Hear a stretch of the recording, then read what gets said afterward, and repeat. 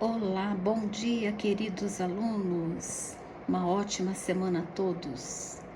Vamos iniciar então a nossa aula de segunda-feira, primeiro dia do mês de março de 2001.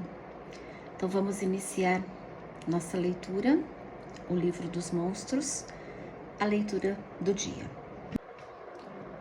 E hoje eu vou ler para vocês O Abominável Homem das Neves, do Nepal. Vamos à leitura. Numa cabana, no alto das montanhas nevadas, uma vez vivia uma pobre viúva e seu filho Rami. Embora tivessem bom coração e sua mãe o amasse muito, Rami era preguiçoso. Gostava de passar o dia sentado fora de casa, observando o voo dos passarinhos e as nuvens no céu. Quando a mãe lhe pedia para recolher gravetos, a lareira ficava fria e sem chamas. Se pela manhã ela lhe pedia para varrer o chão, ao anoitecer, o pó continuava acumulado. Um dia, a viúva finalmente perdeu a paciência. Seu preguiçoso, gritou furiosa. Dorminhoco imprestável, fora desta casa, só volte depois de um dia de trabalho honesto.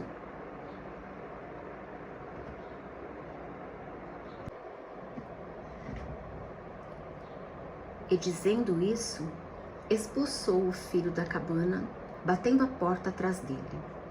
Rami ficou muito surpreso com a fúria da mãe.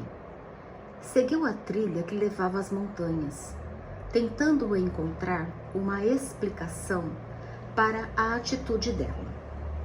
Andou e pensou e andou, até perceber que já estava longe de casa e que a noite ia chegando.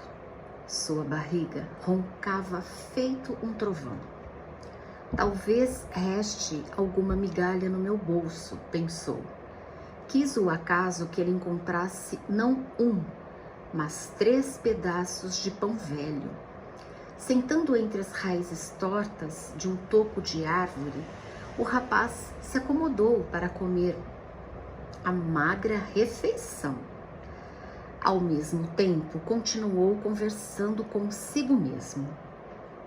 Agora, a respeito dos pedaços de pão. Disse. Será que é melhor eu comer um pedaço agora e guardar os outros para mais tarde? Ou devo engolir os 3 de uma vez só? E aí, turminha, o que vocês acham dessa pergunta, hein? Será que é melhor comer um pedacinho e guardar os outros? Ou engolir os 3 de uma vez só? O que fazer nessa situação, meus queridos? Pensa daqui, pensa dali e vamos lá. Acontece que embaixo do toco onde Rami se sentara, oculta pelas raízes, havia uma caverna onde vivia um Shokpa, com a mulher e o filhinho. O Shokpa é um abominável homem das neves, uma criatura mágica das montanhas. O cabelo espesso que o protege do frio parece uma pele de urso e é branco como a neve para que ele não seja visto. O Shokpa ouviu Rami falando sozinho e começou a tremer de medo.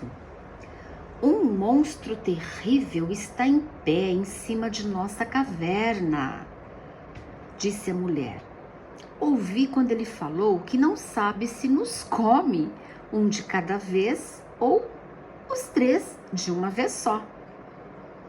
Ela apertou o bebê contra o peito peludo e a família inteira ficou juntinha, apavorada. Seus dentes afiados batiam e seus joelhos ossudos chocavam-se uns contra os outros, como baquetas de tambor. Que mal entendido é esse, meus queridos? Afinal de contas, quem era o monstro aqui? O que fazer numa situação dessas, hein? Ó poderoso demônio, gritou o Shokpa, por favor, não devore minha família, eu imploro. Somos muito peludos, muito magros, não somos nem um pouco saborosos. Prometa que não vai nos comer e lhe dou minha varinha mágica. Ela vai atender a todos os seus desejos. Assombrado, Rami deu um salto quando a voz do Shokpa ressoou sob seus pés. Mas logo dominou e respondeu, engrossando a voz. Bem, talvez eu possa usar sua varinha mágica como palito. Acabo de fazer um lanchinho e acho que um dos cabritos que comi ficou entalado nos meus dentes de trás. Ele também era bem espertinho, com toda certeza. Olha só os olhinhos dos Shokpas. Família inteira morrendo de medo do Rami.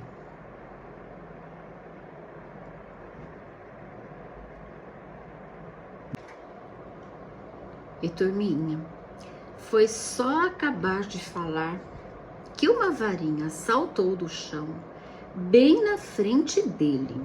Rami agarrou-a felicíssimo e tomou o caminho de casa para mostrá-la à mãe. Só que ainda estava muito longe e o sol já começava a se pôr atrás das montanhas. Rami estava perdendo a esperança de encontrar abrigo para a noite, quando avistou por entre as árvores uma pequena cabana. Bateu a porta e um velho lenhador abriu, convidando-o a entrar. Rami estava tão entusiasmado que contou a história toda ao homem.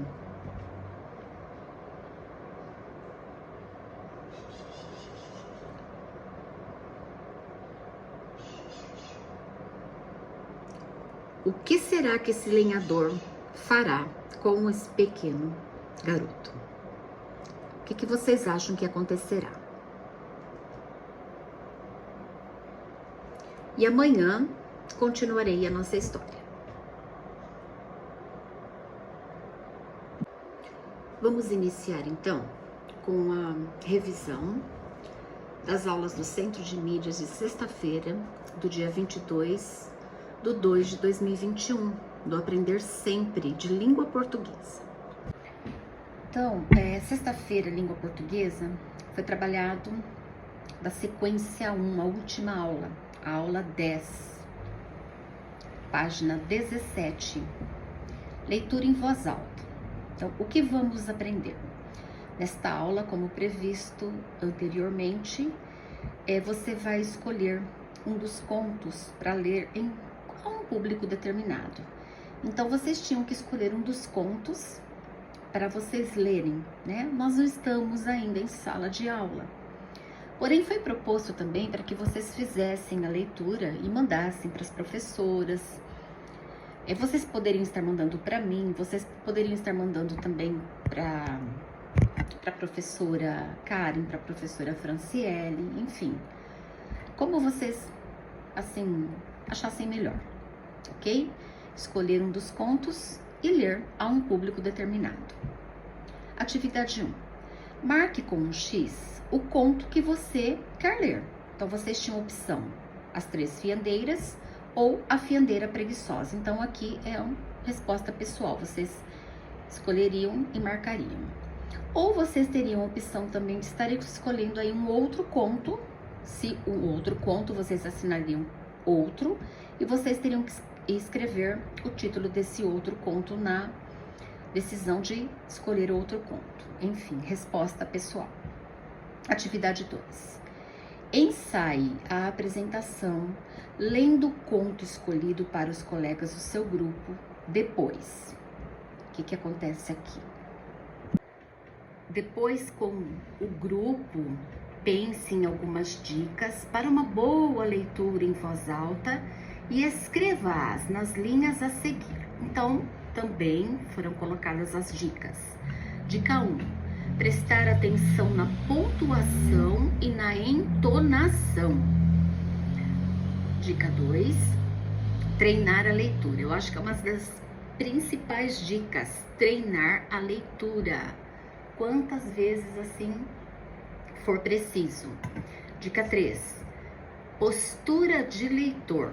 Então, nunca deixar assim um livro cobrir o seu rosto, né? Deixar numa assim, altura que as pessoas possam ver o seu rosto, ver a sua leitura. O seu tom de voz é muito importante, já está aqui na dica 4. Não ler correndo, né? Ter assim o timbre da sua voz, uma leitura assim, um tom de voz gostoso, nem tão alto, nem tão baixo, tudo aí tem que estar direitinho para que se faça uma leitura assim, que as pessoas queiram ouvir, tá? Que seja uma leitura assim prazerosa para todos, para que todos possam ouvir e gostar da sua leitura. Então, todas essas dicas são muito importantes. Aula 10, leitura em voz alta. Página 17 do Aprender Sempre. Aprender Sempre, Matemática, página 94. Também, sequência 1, aula 10, as frutas e os doces do sítio. Então, vocês aí trabalharam com problemas matemáticos. Resolveram situações, problemas, né? Tia Sandra e tio José Luiz gostam de preparar doces com os produtos do sítio. Para fazer doce de laranja e doce de abóbora, veja os ingredientes necessários. Então, o doce de laranja bem simples, 2 kg de açúcar e uma dúzia de laranjas maduras, ok? Super fácil. E o doce de abóbora, nós temos aqui mais ingredientes para serem colocados. Então, 1 kg de abóbora de pescoço cortada em cubos, 600 gramas de açúcar, 1 colher de sopa de cal virgem, água para cobrir a abóbora e deixar de molho aproximadamente 2 litros, 2 paus de canela em rama, 4 cravos de chá, 4 cravos da Índia, 500 ml de água para a calda. Então, aqui nós temos a receita e os ingredientes que vão para fazer. Ok. Qual era a atividade proposta? Atividade 1. Serão preparadas 3 receitas. Então, vamos lá. 3 receitas de doce de laranja e 2 receitas de doce de abóbora, certo? Escreva as quantidades necessárias de cada item para o preparo dos doces. Então, primeiro nós vamos trabalhar com a receita do doce de laranja. Estamos falando de 3 receitas para fazer doce de laranja. Bom, para uma receita eu preciso de 2 kg de açúcar. Para 3, então eu vou precisar de 6 kg de açúcar. Porque eu estou fazendo o quê? Estou triplicando. 2 vezes 3, 6. Então, eu vou precisar de 6 kg de açúcar. Para uma receita, eu preciso de 1 dúzia de laranjas, tá?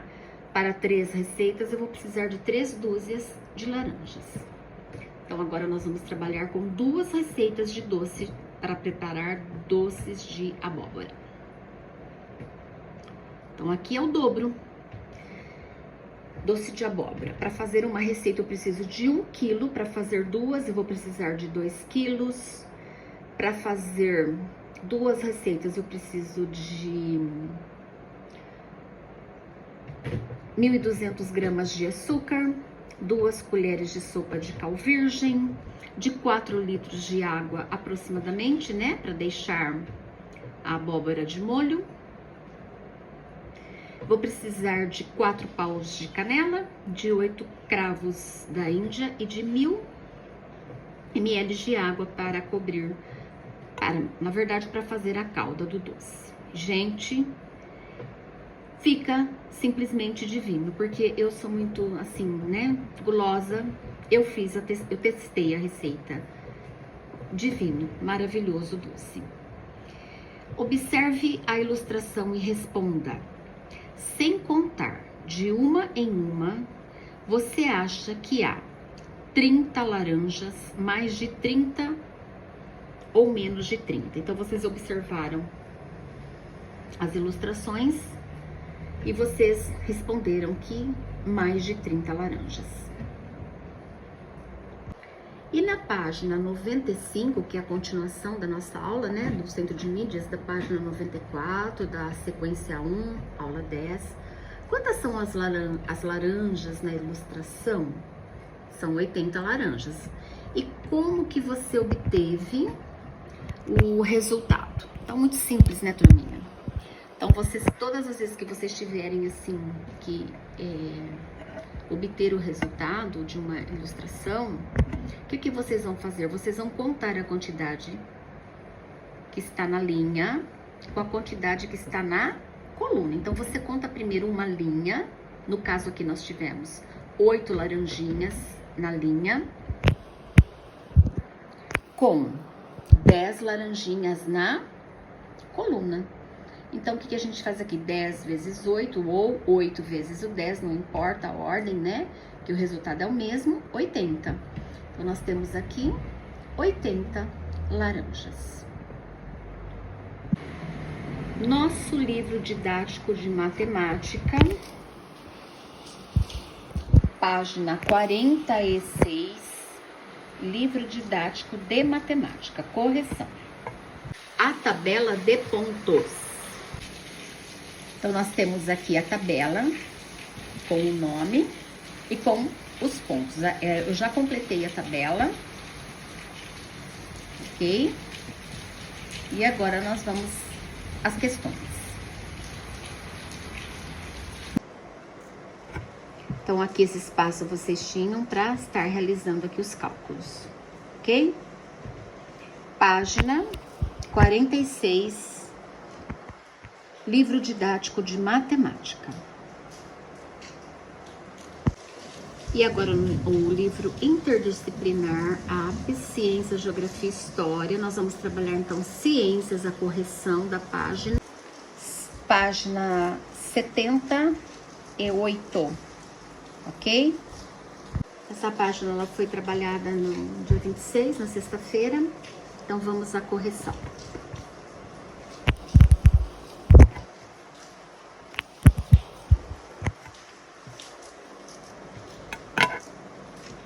Então, a situação aqui é a seguinte. A orelha de onça, vocês tinham que pintar aqui, né? Circular, na verdade, em verde, que ela é o produtor. Piraputanga, azul, consumidor. E o tuiuiu, azul, também consumidor. Qual que é a sugestão aqui da frase? Sugestão. O piraputanga come orelha de onça e pode ser consumido pelo tuiuiu. Letra B. Outra situação de cadeia alimentar. Vamos a ela. Então, o capim, circular em verde, que ele é o produtor. A capivara vem e come o capim, então ele circula em azul, que ele é um consumidor. O jacaré vem e come a capivara, que é um azul também, é um consumidor. Sugestão de frase. A capivara alimenta-se de capim e pode ser comida pelo jacaré. E a atividade 2, que elo da cadeia alimentar não está representado nos exemplos A e B e que poderia ser adicionado, que é importantíssimo para que a cadeia alimentar, né, se renove, comece novamente o ciclo. São os seres decompositores, os fungos e as bactérias, que se alimentam de seres mortos, né? E na página 79, que é a continuação, Vocês tinham que analisar aqui as anotações do pesquisador, que ele foi lá para o Pantanal e fez as anotações. E de acordo com as anotações que ele fez, nós tínhamos aqui que responder as anotações. Então vamos a elas. Atividade A. O que representa o esquema que foi feito na caderneta do dia 1º de julho? Então, o esqueminha que ele fez aqui, ó. Esse esqueminha aqui. Capim, capivara e onça. O que significa esse esquema? Esse esquema é usado para representar relações alimentares. Que relações alimentares? A cadeia alimentar. A onça come a capivara, que come o capim. Então, quem são os produtores? Capim, plantas aquáticas são os produtores. Consumidores, a capivara e a onça. E aqui ficou assim, uma sugestão de atividade, tá, para vocês. Então, aqui nós trabalhamos o livro Apps, página 79, página 78 e página 79. Continuando com o livro Apps, o espaço natural brasileiro. Então, nós vamos aqui falar de planaltos, planícies e depressões. Páginas 64 e 65. Vamos à leitura. No Brasil, as principais formas de relevo são os planaltos, as planícies e as depressões. Então, de acordo com a aula de sexta-feira, ficou bem claro, né? O que são planaltos, plano mais alto, planícies, né? Aquela parte mais baixinha, mais plana, e as depressões. Então, observe a ilustração e as fotos a seguir. É interessante que vocês abram o livro na página 64 para vocês estarem acompanhando também a leitura. Observe a ilustração e as fotos a seguir. Então, vamos lá. Vamos falar número 1 de planalto. Então, vocês estão vendo aí, que nós não estamos vendo montanha, né? Nós estamos vendo aí planalto. Planalto em Bueno Brandão, no estado de Minas Gerais, em 2016. Planaltos são superfícies elevadas, mais ou menos planas, delimitadas por inclinações íngremes. Geralmente, nos planaltos ocorre muita erosão. Nos planaltos brasileiros são encontradas serras e chapadas. Então, nós vamos ver o que significa a palavra erosão. Erosão. Processo de remoção e transporte de partículas que pode ocasionar o desgaste do relevo. Serra. Vamos aqui a serra agora. Serra em São Francisco do Sul, no litoral do estado de Santa Catarina, em 2016. Serras são superfícies com fortes desníveis, como as escarpas de planaltos. Então, vamos aqui também a explicação de escarpa. É uma inclinação íngreme de um terreno. No Brasil, as inclinações íngremes de planalto podem ser chamadas de serras. E vamos agora à chapada.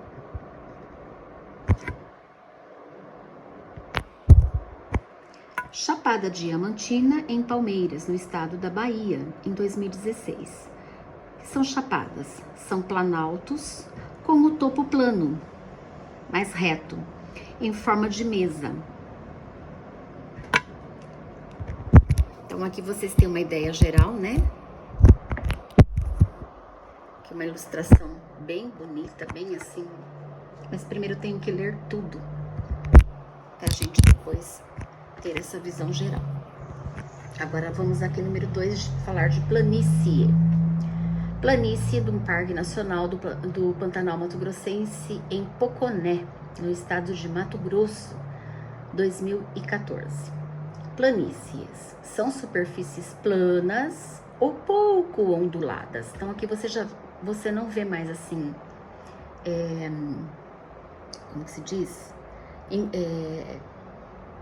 planos altos, montanhas, né? Aqui você já vê a formação do relevo aqui, mais reta, né? Onde eu parei, planas ou pouco onduladas, geralmente situadas em baixas altitudes e caracterizadas pela sedimentação. Agora nós vamos falar de depressão. Estamos falando de relevo, viu, turminha? Depressão no Parque Nacional dos Veadeiros, em Alto Paraíso de Goiás, no estado de Goiás, em 2014.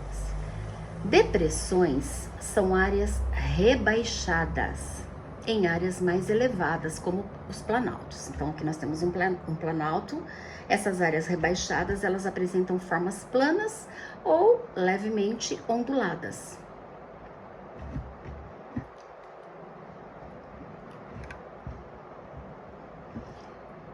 Vista das montanhas rochosas nos Estados Unidos, em 2016. Montanhas. São áreas muito elevadas, com as laterais bastante inclinadas. Então, áreas muito elevadas, com laterais bastante inclinadas. Geralmente aparecem agrupadas, juntas, formando cadeias montanhosas ou cordilheiras. No Brasil não existem cadeias de montanhas. Isso tudo que eu li para vocês foi passado para vocês na aula de sexta-feira, né? Aula de geografia do Centro de Mídias, na sexta-feira. Então, agora nós temos aqui a visão geral de planalto, de planície, de depressão, tá? Era isso que eu queria, assim, passar para vocês e que no livro Apps também tem. De acordo, então, com o que vocês assistiram da aula do Centro de Mídias, com as fotos que eu vou passar para vocês e com o livro Apps, vocês vão estar trabalhando, então, as próximas páginas com as atividades propostas. Bem, então agora, livro Apps, página 66. Observe no mapa abaixo como estão distribuídas no Brasil as principais formas de relevo, ou seja, os planaltos, as planícies e as depressões. Então, vamos observar Brasil Relevo, que é o título do nosso mapa. O que é importante quando a gente vai ler mapa, turminha? É muito importante, lógico, além da observação, ficarmos atentos aqui à nossa legenda. O que significam essas cores, afinal, né?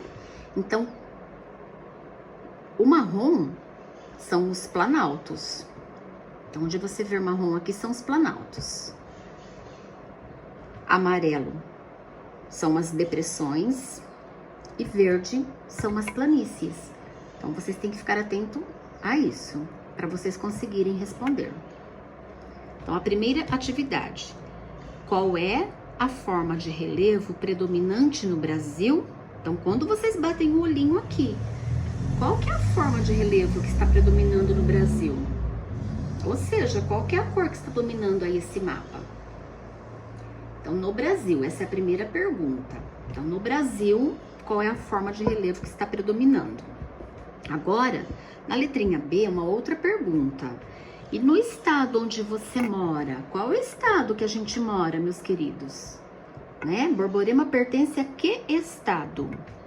Então, na letra B, no estado onde moro, qual é a forma de relevo que mais predomina? Então, prestando bastante atenção no estado em que a gente mora, qual é a forma de relevo que predomina? Atividade 2. Qual forma de relevo acompanha o rio Amazonas, que é o maior rio brasileiro em extensão? Então, vocês vão voltar lá no mapa, vocês vão localizar o rio Amazonas, ok? E vocês vão ver qual é a forma de relevo que predomina, que acompanha, né, o rio Amazonas. E vocês vão estar respondendo aqui na atividade 2, página 66 do livro Apps. E também vocês vão continuar as atividades na página 67. Todas essas perguntas, elas terão que ser respondidas observando o mapa. 2 importantes rios do Brasil são o São Francisco e o Paraná. Veja-os no mapa e identifique em que grande forma de relevo eles estão. Então, vocês vão voltar novamente no mapa, vão localizar o Rio São Francisco e o Paraná.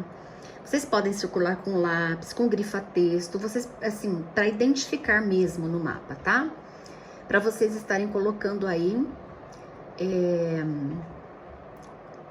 as formas de relevo em que os rios São Francisco e o Paraná estão.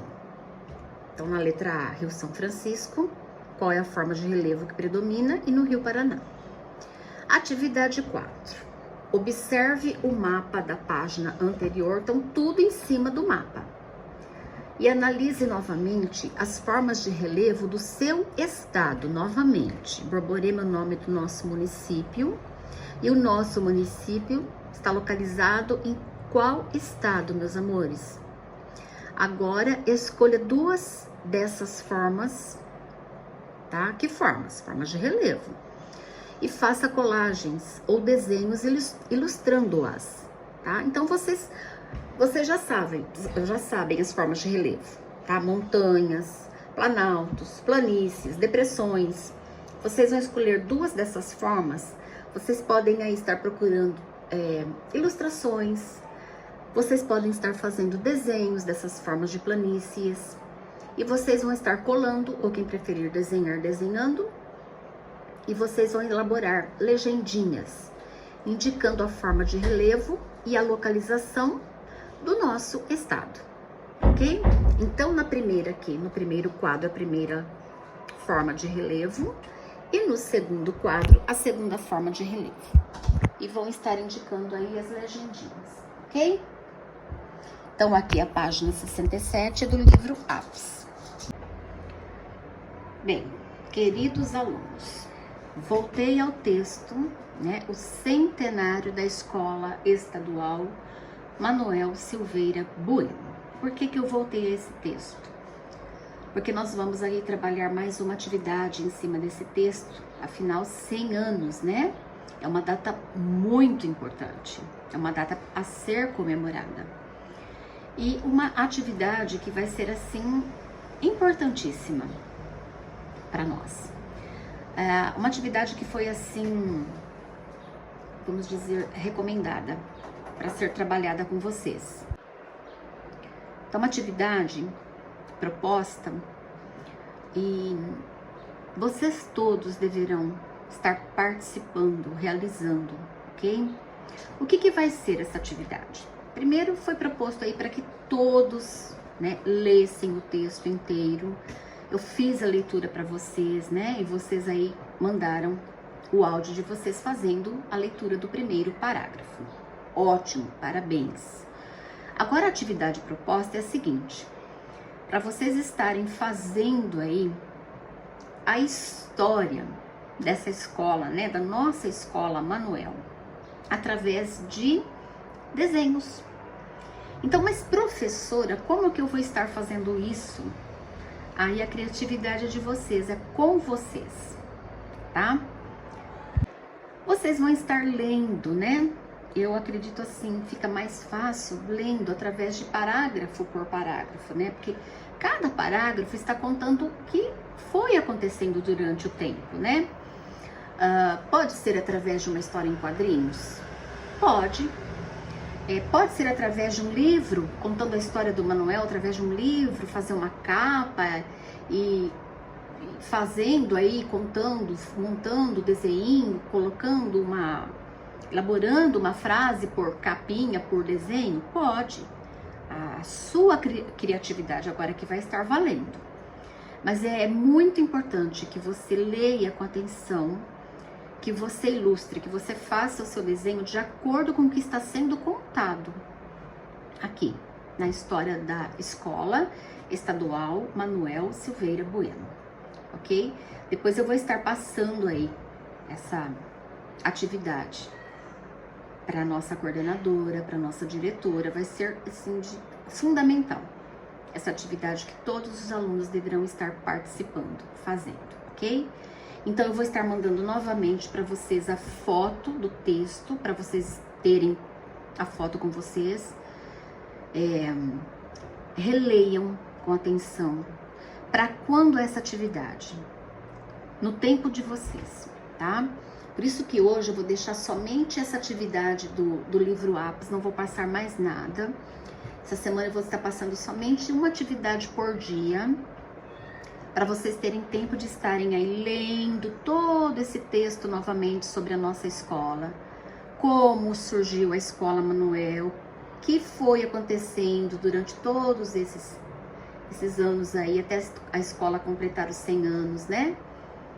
O que foi acontecendo aí, como foi acontecendo, como que a escola surgiu, até chegar nos dias de hoje. E vocês vão estar colocando tudo isso em forma de desenho, ok? E espero que todos os alunos participem. Lembrem-se de caprichar, de desenhar com calma. Eu não quero isso para amanhã, para depois de amanhã. Eu quero isso com calma, com muito capricho, com muita atenção, tá? Não tem uma data definida. Só foi pedido para nós, professores, estarmos aí orientando vocês a participarem, a fazerem, tá? Para depois a gente passar para o coordenador, para o diretor, ok?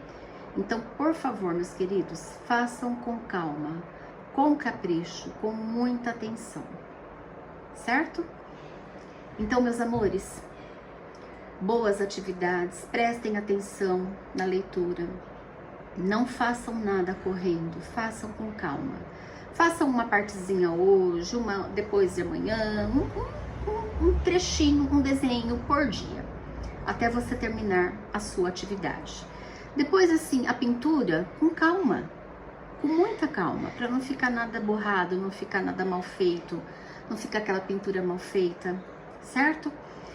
Sempre assim, gente, turminha, título, né? Olha nosso título aqui, ó, o texto. Olha o título: Escola Estadual Manuel Silveira Bueno, 1921, 2021. Subtítulo: Há 100 anos, educando gerações. Esse A com H, porque tá falando, relacionando ao tempo, né? 100 anos educando gerações. E que orgulho fazermos parte da Escola Manuel Silveira Bueno. Então, essa é a sugestão de atividade, ok? Vou deixar aí para vocês de 1º de março, ok? Espero aí que vocês façam com todo amor e carinho, com muita atenção e capricho. Boa atividade, boa aula também do Centro de Mídia, estarei aí assistindo junto com vocês. E muita atenção. Beijo da professora, até a próxima aula. Turminha, mais um recadinho. Preciso fazer uma sondagem com vocês em língua portuguesa e matemática. Então entre em contato comigo, tá? Entre em contato comigo, dá um alôzinho lá no particular da professora, para eu poder estar assim chamando vocês para fazer essa atividade aí em vídeo, a sondagem de língua portuguesa e de matemática. Se possível aí sim, durante essa semana aí, ok? Beijinho para vocês, até a próxima aula. Tchau, tchau.